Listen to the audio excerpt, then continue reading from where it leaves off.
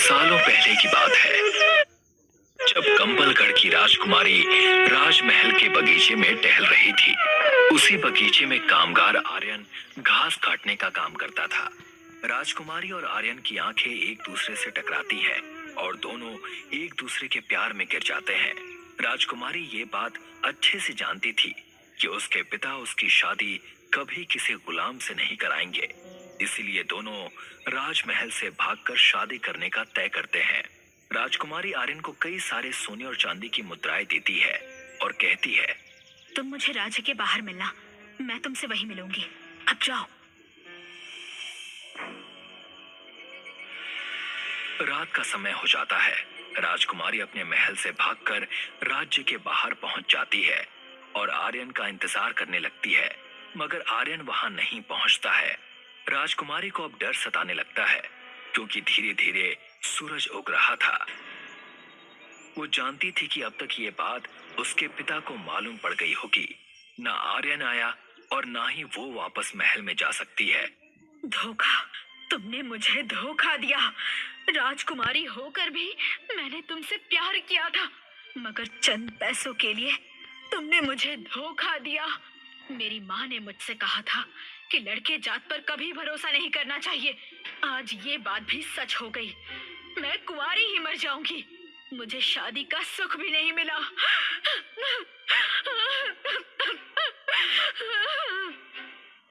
राजकुमारी अपने पल्लू को पेड़ पर बांधकर उससे फांसी लगा लेती है, मगर उसका लड़के जात पर क्रोध आज भी कंबलगढ़ पर छाया हुआ है। आखिर ऐसा क्या हुआ था आर्यन के साथ? क्या वो सच में राजकुमारी का धन लेकर भागा था या फिर किसी और वजह से राजकुमारी के पास पहुंच नहीं पाया? गांव वाले राजकुमारी के प्रेत को स्त्री के नाम से जानते थे। आए दिन वो स्त्री कंबलगढ़ से पुरुषों को उठाकर ले जाती थी। कोई रात 8 बजे के बाद बाहर नहीं निकलता था, मगर ये बात कई बार लोग भूल जाते थे। जैसे एक बार एक नाई दारू के नशे में धुत होकर ये भूल गया और 8 बजे के बाद अपने घर से निकल गया। ए दारू दारू दो मुझे। कौन स्त्री? मैं किसी स्त्री को नहीं जानता। वो आदमी दारू के नशे में धुत था। तभी पीछे से उसे स्त्री की आवाज आती है, दारू पिएगा? मैं तुझे पिलाती हूँ दारू, जिससे तू हमेशा नशे में रहेगा। अगर स्त्री पीछे से आवाज दे तो कभी पीछे मुड़कर नहीं देखना चाहिए, मगर वो आदमी पीछे मुड़ जाता है। भाई मेरी दारू दो। स्त्री स्त्री या उस दिन के बाद से वो आदमी कहीं नजर नहीं आया। उसके बच्चे अम्मू और विशाल दोनों हर जगह अपने पिता को ढूंढते हैं, मगर वो कहीं नहीं मिलते हैं। अम्मू और विशाल बेबस और नाराज हो जाते हैं। सारा गांव उन्हें एक ही बात कहता है कि उनके पिता को स्त्री उठाकर ले गई है। अम्मू किसी भी तरह अपने पिता को उस स्त्री के चंगुल से छुड़ाना चाहती थी, इसीलिए वो अपने भाई विशाल के साथ एक पुस्तकालय में जाती है ताकि वो उस स्त्री के बारे में और जानकारी जुटा सके। वहां जाते ही विशाल को एक किताब मिलती है जिसमें स्त्री की सारी कहानियां लिखी हुई थी। दोनों मिलकर वो किताब पूरी पढ़ लेते हैं। मतलब वो राजकुमारी ही स्त्री है। जब उसका प्रेमी आर्यन उस रात उससे मिलने नहीं आया, तब उस राजकुमारी ने अपनी जान दे दी थी। दीदी, मगर इसमें स्त्री के चंगुल से पुरुषों को कैसे छुड़ा सकते हैं, ये कहीं नहीं लिखा है। कौन है वहाँ? पुस्तकालय के इस भाग में आना मना है। जिस भाग में स्त्री की कहानी की किताब रखी थी उस भाग में जाना मना था। वहाँ पर लाइब्रेरियन आ जाती है और अम्मू और विशाल को पकड़ लेती है। लाइब्रेरियन उनसे पूछती है कि वो लोग यहाँ क्या कर रहे थे और अम्मू अपने पिता की बात लाइब्रेरियन को बताती है।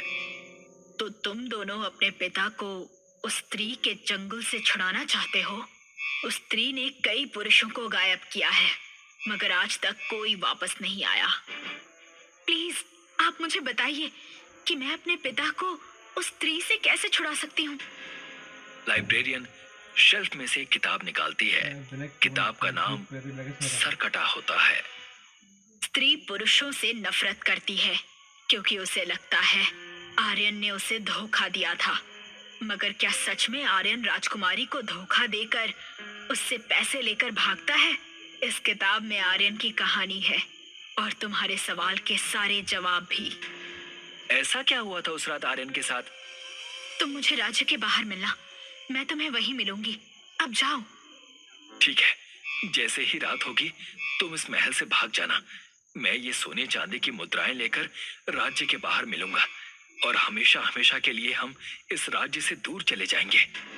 राजकुमारी रात होते ही अपना महल छोड़ देती है, मगर एक सिपाही राजकुमारी को महल से भागते हुए देख लेता है और सीधा जाकर राजा को बता देता है। राजा गुस्से में आ जाते हैं और सोचने लगते हैं कि उसकी बेटी महल छोड़कर क्यों भाग रही है। तभी राजा की पत्नी राजा से कहती है, मैंने उसे कई बार अपने गुलाम आर्यन के साथ देखा है, उसे बुलाकर पूछ लीजिए महाराज। तभी सिपाही वापस राजा के पास आता है।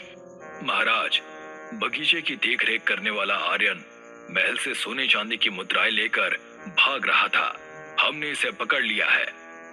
राजा जाकर उस गुलाम से पूछता है कि उसकी बेटी कहाँ पर है और तुम्हें ये सोने चांदी किसने दिए हैं। आर्यन निडर होकर राजा को सारी बातें बताता है। मैं आपकी बेटी से बहुत प्यार करता हूँ और आपकी बेटी भी मुझसे बहुत प्यार करती है, इसलिए हम भागकर आपकी दुनिया से दूर जा रहे थे। महाराज, हम दोनों की शादी करा दीजिए। राजा ये बात सुनते ही अपनी तलवार निकालकर आर्यन का सिर धड़ से अलग कर देता है और उसकी लाश को उसी बागीचे में गाड़ देता है। स्त्री की आत्मा इस गांव में आज भी भटक रही है और पुरुषों को पकड़ रही है क्योंकि उसे लगता है आर्यन ने उसे धोखा दिया था, जो कि सच नहीं है। राजकुमारी बड़ी खूबसूरत थी। उसके लंबे बाल कंबलगढ़ में काफी प्रसिद्ध थे। सरकटे किताब के अनुसार स्त्री की शक्ति उसके बालों में है। अगर उसे काट दो तो उसकी शक्तियां चली जाएंगी, या फिर तुम लोगों को उस बागीचे में जाकर आर्यन की लाश को निकालना होगा। अम्मू अब जान गई थी कि वो किस तरह अपने पिता को बचा सकती है। अगले दिन तक वो इंतजार करती है। रात का अंधेरा अपने चरम पर था। विशाल लालटेन लिए घर से बाहर निकलता है और रास्ते पर चलता है। दूर दूर तक कोई नहीं है, सिर्फ विशाल लालटेन लिए चल रहा है। तभी पीछे से उसे स्त्री की आवाज आती है। विशाल, कहाँ जा रहे हो? मेरे साथ चलो, मेरे साथ चलो। स्त्री विशाल को पकड़ लेती है। पीछे से अम्मू अपने हाथ में खंजर पकड़े आती है और उसके बाल को काटने जाती है, मगर स्त्री वहां से हट जाती है और विशाल को उठाकर अम्मू के सामने से ले जाती है। विशाल, विशाल, नहीं! जितना आसान अम्मू ने सोचा था, उतना आसान ये काम नहीं था। पिता को छुड़ाने के चक्कर में अपने भाई को भी अम्मू ने अब खो दिया था। स्त्री की किताब में स्त्री का ठिकाना कहाँ है वो लिखा हुआ था। अम्मू अब वहां जा रही थी, अपने भाई और पिता को छुड़ाने उस स्त्री के चंगुल से। अम्मू एक पुरानी हवेली में पहुंचती है। सब सुनसान था। उसे अपने पिता और उसके अलावा और भी कई सारे लोगों की आवाज सुनाई देती है। बचाओ, कोई तो बचाओ, दीदी बचाओ, बचाओ हमें। मैं आ रही हूँ, डरो मत, मैं आ रही हूँ। जैसे ही अम्मू सीढ़ियों से नीचे जाने की कोशिश करती है, तभी स्त्री पीछे से उसके बाल को पकड़ लेती है। मैं इन्हें नहीं छोड़ूंगी, मैं सबको मार दूंगी। तुम्हारे सामने मैं इन्हें मार दूंगी, बस देखते रहो। स्त्री उसे नीचे ले जाती है और उसके सामने उसके भाई को बाहर निकालकर मारने जाती है। अम्मू स्त्री से कहती है, आर्यन ने तुम्हारे साथ कुछ गलत नहीं किया। स्त्री रुक जाती है और अम्मू की तरफ देखती है। उस दिन आर्यन महल से भागने ही वाला था, मगर सिपाहियों ने उसे पकड़ लिया और तुम्हारे पिता ने उसका गला काट दिया। झूठ, झूठ बोल रही है तू। जैसे ही स्त्री आर्यन का नाम सुनती है, वो आग बबूला हो जाती है और अम्मू पर हमला करने जाती है, मगर अचानक से बीच में ही सरकटा वहां आ जाता है, स्त्री के सामने। या! सरकटे किताब में विस्तार से ये बात लिखी हुई थी कि आर्यन के शव को कहाँ गाड़ा गया है। जब स्त्री विशाल को उठा ले गई थी, तब अम्मू जाकर आर्यन के शव को ढूंढने लग गई। अम्मू पुराने बगीचे में जाकर आर्यन के शव को ढूंढ लेती है। आर्यन का शव अब कंकाल बन चुका था। अम्मू वहां पर एक बात कहती है। आर्यन, मेरी मदद करो। तुम्हारा प्यार राजकुमारी यहाँ पर आतंक फैला रही है। उठो और रोक कर उसे बताओ अपना सच। आर्यन का शरीर हिलता तक नहीं है।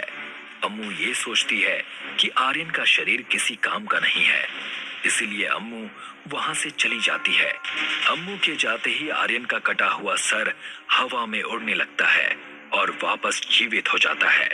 अब सरकटा और स्त्री एक दूसरे के सामने हैं। धोखेबाज! नहीं, मैंने धोखा नहीं दिया।